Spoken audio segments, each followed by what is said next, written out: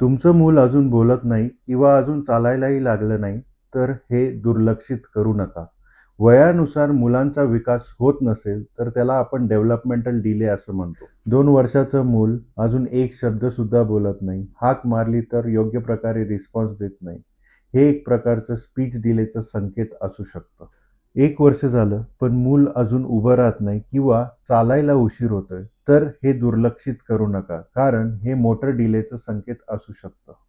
जर मूल इतर मुलांमध्ये मिसळत नाही किंवा डोळ्यांना डोळे मिळवून बघत नाही किंवा स्वतःच्याच दुनियेमध्ये रमलेलं असतं, तर हे सुद्धा आपण दुर्लक्षित करू नका. लक्षात ठेवा, अर्ली डायग्नोसिस आणि योग्य थेरपीमुळे अनेक मुलांमध्ये योग्य प्रकारची प्रगती आपल्याला बघायला मिळते.